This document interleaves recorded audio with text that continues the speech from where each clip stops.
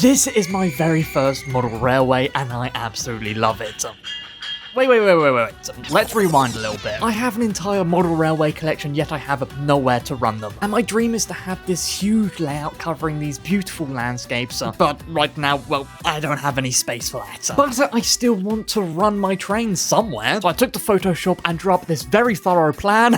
It's a small size harbour fit to be built on a 160 centimeters by 32 centimeter baseboard. It'll include a tiny fiddle yard for storing any locos off scene, a tunnel to transition into the main scene with a display track overhead. The harbour will just be a small yard for me to do some shunting with some buildings around it, and finally on the far right side there'll be some water. Even looking at this was a little bit overwhelming because this is my very first time modelling a railway, but I love this plan, so I thought let's give it a shot. Alright, here we go, a blank canvas. First thing that I do is that I grab some track and I put it on some cork. Just a roll of cork, and then I lay the track out how I want it on top of the cork, marking out where the track is gonna be, so then I can grab some scissors and just get cutting. This was such a fiddly process because you can see the cork really likes to curl upwards, so this whole track laying process wasn't not fun at all. But we had to get it done because with no track, there's no trains. But yeah, I got that glued down, and then we move on to the main section of track where the harbour is gonna be. But while I was doing that, I noticed that the glue wasn't actually, well,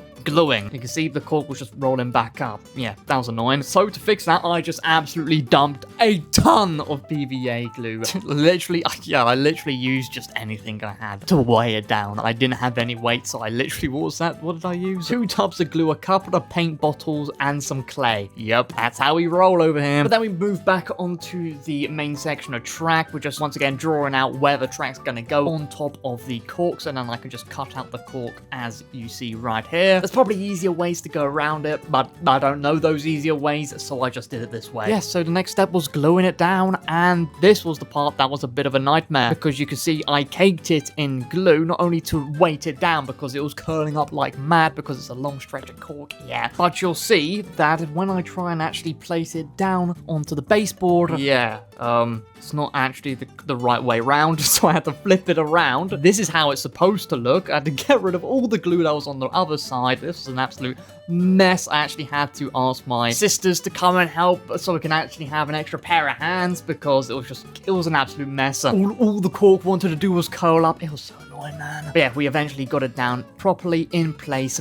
the right way around. Yeah, I let that dry overnight, so on to the next day. Alright, it's the next day and all the cork is really nicely glued down. Now it's time to actually see if the track actually fits on it, which it does, thank goodness. Alright, now the next step was actually to get power to the track, because without power, there's gonna be no trains running. Now this was a bit tricky. This is my first time ever doing anything like this, so I was not gonna use a soldering iron to solder wires to the track. Don't trust these hands. I didn't want to use the stupid Polby power track either. That thing's rubbish. So instead I found these pre-soldered rail joiners and I connected them between the points that will be hidden under the tunnel. And all that was left to do was actually to drill some holes through the baseboard right there. Shout out to my dad, W-Dad in the comments, using the drill, because once again, don't trust these hands. I pulled the wires through the drilled holes. Nice right there. Yep, lovely jubbly. And now for a controller, I used this Gauge Master combi controller. So I ran downstairs to go grab some trains to go and test the track. And here's the moment of truth, guys. If the track doesn't work, this whole project, you can forget about it. So I was really hoping that I've done everything correctly and the track works. Like, this is a big deal. If there's no power to the track, the trains won't run. And if I can't get this simple thing correct, then what hope is there for me in the future when I want to build my dream layout if I can't get this correct? So, moment of truth. I put the train on the tracks, the Rapido Fireless, turn up the controller, turn it up, it cuts out. Oh, it works! Wait, Sun's alive! Wait! Ow. Oh, bro. I can't tell you how awesome of a feeling this was. Seeing, this was very bare bones, but seeing the little tiny shunter engine just doing its thing, just going back and forth. I made sure to check all the sidings. Now, I gotta say, little bit of a, I regret this decision just a little bit. But as you can see, for this layout, there are loads of points. And how they work by default on an analog system is that the rails have got to touch each other perfectly. And I mean, it can't be like a millimeter off. It's got to be perfect. Otherwise, there's no power to that side siding, which, yeah, I regret a little bit. I don't know how, even now, I don't know how I would have done it differently. Please do let me know in the comments any tips for powering points and sidings on an analog system. Any little bit of grain or dirt, and yeah, it's just ruined. But with the track all now in place and powered up, we can actually nail it to the baseboard so it doesn't go anywhere. And we also cut the ends of the track off so it doesn't have a weird overhang. Once again, shout out to my dad for that, because man, I can't do that. But then we move on to our first bit of scenery, and right here is just a little section of the fiddle yard that I wanted to test my ballasting on. I'm really glad I did. I didn't think I really needed to glue it down, because now it stays there and it looks weird, because I would have liked that section to stay empty. But to be fair, I did learn how to ballast point, so that was one thing that came out of it. Yeah, but yeah, that was just a test. This is the real thing right here. This is the part that people will actually see. This is part of the main scene, and oh my goodness. This part that you're about to watch and that you are watching, the ballasting of the tracks, the points specifically, was maybe the most infuriating thing I've ever had to do in my life. Because like I said, nothing should get in between those rails. But yeah, I somehow did manage to get it to finally work. I think after 3 hours or something. And if that wasn't bad enough, the next step I thought was clay. Like I said at the start, this is going to be a harbor. So to get that sort of harbor aesthetic, I thought, I don't know what the proper term is called, but I wanted to make some industrial looking track. Some track that is literally built into the stone. So I thought some clay would be the perfect way to go around doing stone. So I literally just absolutely covered the track in clay, making sure to get it as flat as I possibly can, while also allowing the trains to actually go on it by cutting in a little bit of the track. But yeah, that was absolutely annoying, because every time you cut the clay away from the track, it would push it onto the other side. So now you got to do the other side, but then that would push it to the side that you just did. It was so infuriating, but I think it was like after a day or two, it was a big process of trial and error. Here's how it looks after I think the first day. Yeah, do the trains run on it though? That's the big question. You can see I haven't done any of the points. Do the trains run on it? No. No. Oh, never mind. Yeah, it does. That was just a little mishap. You guys didn't see that. The trains run on it just just fine. Yep, just fine. And now we're not entirely finished with the clay just yet, but I wanted to move on from it. So I marked out the space for the tunnel. I'm using a pre-made model from MS Models. Any buildings on this layout was from their shop. They just had the best looking builds in my opinion. Now, okay, don't have a go at me for getting some pre-built tunnels, alright, or pre-built buildings, because I did give it a good try with Dapole kits. I was trying to build up an engine shed. I thought that could be pretty cool on the harbor. So I thought I'd build that up now, and then when I actually get round to needing it, I can paint it up and boom, I can put it on instantly.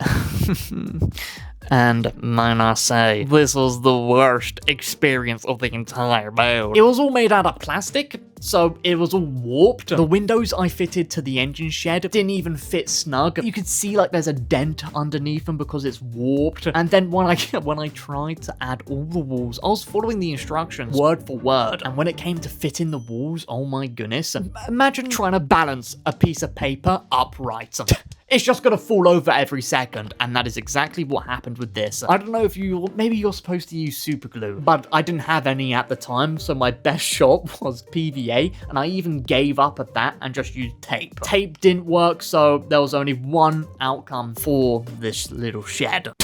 Yeah, to destroy it, bro. I threw that thing in the bin instantly. But of course, it's pre-built, not pre-painted, so I had to paint it up, and I wanted it to look really grungy and really old, as if it's just been sat there for decades. So I wanted to get some white chalk in, I wanted to get some dust in, I wanted it to look all murky. I did a big splodge of black on the roof of the tunnel to sort of make it look like the smoke from the trains going underneath it. I tried to cover it in a bunch of green paint to sort of look like moss from water dried up over years, but it didn't really set properly, so you don't see it. But in the end, for my first paint job, not too bad. I was pretty happy with it, I can't lie. Okay, yeah, we are speeding things up properly now. I cut out some blocks of polystyrene to make it look like the sides of a little hill right there, and I just slot them into place with some glue underneath them, doing it for the whole thing. Now we're just having a little like a section of a little hill. We're not doing an entire big hill covering the entire fiddle yard. If we look back to my original plan, you can see that the fiddle yard is supposed to just be, you know, sort of untouched and a behind the scenes place for me to store my locos and whatnot. But going back to the tunnel, I did want to cover up the floor so that you don't see the baseboard, so I just did it with some ballast. And then I got the roof in, making sure to reinforce it with some clay, which worked like a charm. There was no give in that once the clay dried, which would be very important, and it has no give, which we'll come back to later on. Now I thought I'd finish off all the clay just by actually filling in all of the points, and I don't think I'll be doing any more industrial track anytime soon, because this was a nightmare and took so many days. It's just so fiddly, it's just so annoying. Yeah, you can see right there, just absolutely, yeah, maybe smothering in it wasn't the best. I don't know how else you could do it. My dad actually had the brilliant idea of sanding down all the clay just to get it all level, which was an amazing idea, and that finished off all the clay. That's all done. Oh my goodness. So yeah, moving back to the tunnel right here, I wanted it to look less like polystyrene and more like a hill. So I grabbed some plastic cloth, cut it up all into little strips right here, and just applied it to the entire tunnel. As you can see, just covering up any exposed bits. So this is clay, polystyrene, the baseboard. I wanted it all covered in plaster clay. Yep. And then I wanted to make the top of the hill just a little bit more flat, because this is why I wanted the tunnel not to have any give, because there's going to be a track on it. Now this track won't be powered, it's just to like display a locomotive while I'm running trains on the layout. The next thing I did was I grabbed my scenery bits. We got some snow, we got some dry grass, and I think those are flowers in there. I put glue all over the plaster, and then I just sprinkled in all of the snow. Now you can't really tell from this angle, but the snow's there and it's visible. I then sprinkled in some dead grass, and then I grabbed these little flowers. They're just little flowers, little clusters of flowers. I painted them white, and then I just put it into the bits of dry grass. Oh my goodness! How did I forget? Let's just rewind a little bit. That ain't grass. That's a packet of snow. Yeah, that is what it is, a packet of snow. For this layout, I didn't want to just go with grass. You see grassy layouts everywhere. But for this, I thought we'd go a different route and make it look like it's the middle of winter. Yeah, I applied those snow-covered flowers everywhere. It was a bit annoying because it kept on sticking to my tweezers, but it did the job. And then I glued down the track onto the top of the tunnel, making sure I ballasted the entire thing. And then I got covering the entire hillside right there with snow. Even the little edges of the roof of the tunnel right there, you can see I covered it a little bit of snow. We got some flowers here and there, and then at this point I was really happy of how it was looking. But a thing that I thought could take it to the next level was some of this World War Scenics barbed wire, and it was just this fence kit that was really easy to put together. It's like not even a kit. I didn't have to paint it. I didn't have to use any wire cutters. It was literally peel it out the box and put it on my layout, and it really took this layout to the next level, I think. So yeah, I was happy with that. But now we move back onto the clay, the actual harbor. Right now we've got mixtures of greys and light greys and whites. It was really patchy because this is air drying clay, so I covered it all in this dark stony grey, making sure not to get any on the tracks whatsoever, because that would be bad. So my idea was that I'd go really carefully around every single rail, not to get a single smidge of paint on the actual track. I gave up on that idea instantly. TS was going to take way too long for me. Did not have the patience for that whatsoever, so I drowned it in paint. But then I got some rail cleaners and got that paint right off. I might regret that later. We'll see. The next thing I did was to make it fit in with its environment. Like I said, this is set in the middle of winter, so I wouldn't cover every inch of it with snow. And yeah, the end result, transformed this entire layout. But yeah, the next thing I did was that I got some more models from MS Models. This one was, I think it was like a coal merchant. I don't freaking know, but it looked cool. Here's the finished product with a little sign on the top, which I thought would be a pretty cool spot for the name of this harbor, which we'll get to in a second. We also got whatever, I think those are like coal storage bunkers. Yeah. And then we've got a little water column with some moss coming out of it, because, you know, the water dried up would create moss. I thought that was a cool little detail. Gluing it into place right there. One thing that I did forget was windows.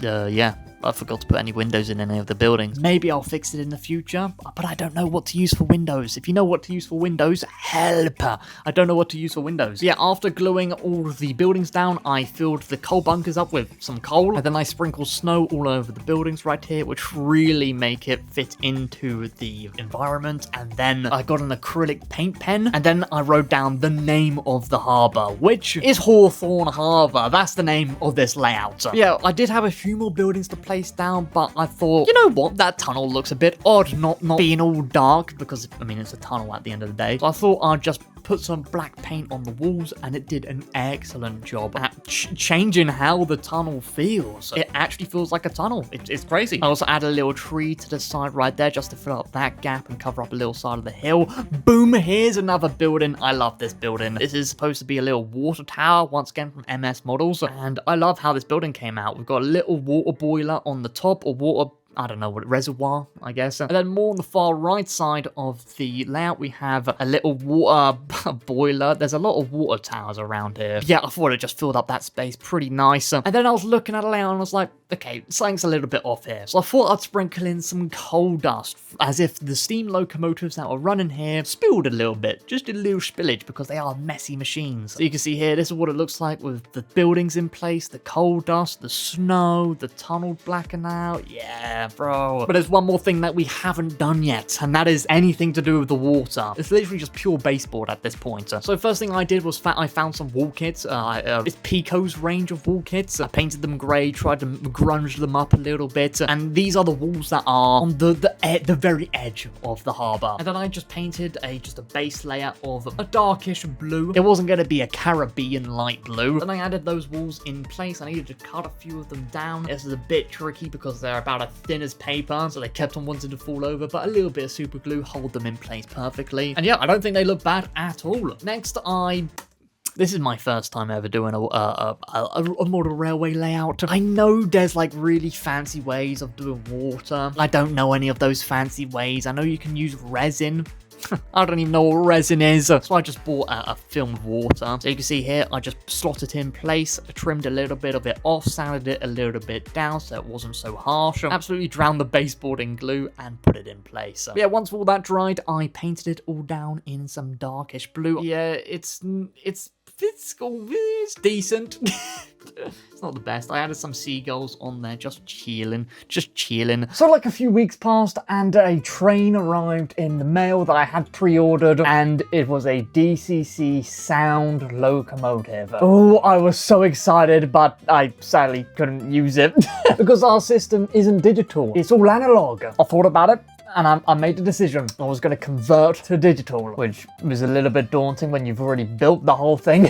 So the parcel arrived, I opened it up, and I bought what I saw everybody was saying online as the best DCC controller, which is the NES power cab. It comes with this chip, which is how it controls the layout. So we just cut a little hole on the backside of the hill, drilled a hole underneath for the wires, pulled the wires through, and just slotted it in place. Nice like that. And it was actually really sturdy, considering it's literally stuck to polystyrene. That was it. It was connected to digital. That was really easy. But anyway, the moment of truth, we actually had to test it working with the DCC controller. And now there's no audio for this part, but it did in fact work, which was amazing. Not without its troubles though. Not yeah. Now this is going to be a recurring theme with this build, which we tried to fix for the next few weeks. We tried putting wires on the other end of the tracks. That what you saw there was a test, not actually sellotaped to the tracks. That would be silly. But yeah, the trains just kept on cutting out. I tried my Flying Scotsman, which is a digital one, and that actually worked perfectly. Well, we soon found out that it wasn't the controller, it was actually just the locomotive itself. For some reason, there was like a bolt or a screw that was getting it jammed in the wheels. Took that out, worked fine. Here is the only clip that I got with sound, so here you go.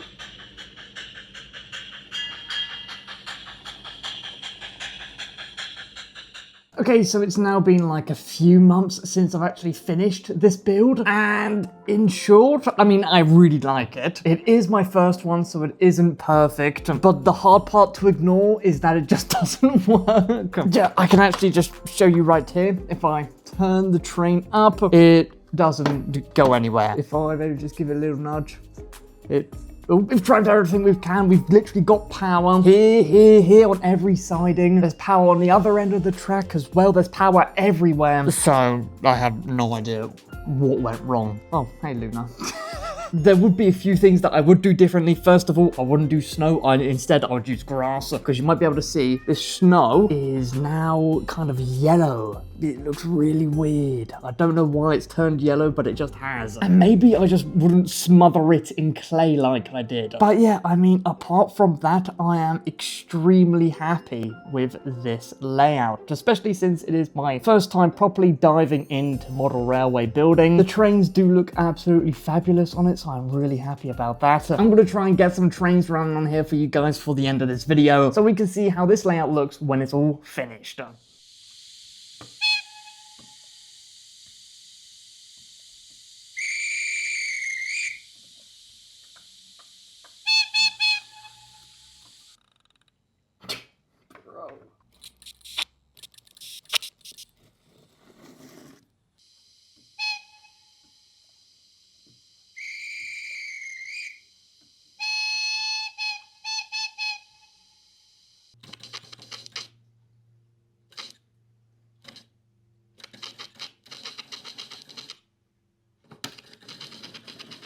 Even though it might not work, I really love this project, so thank you for watching.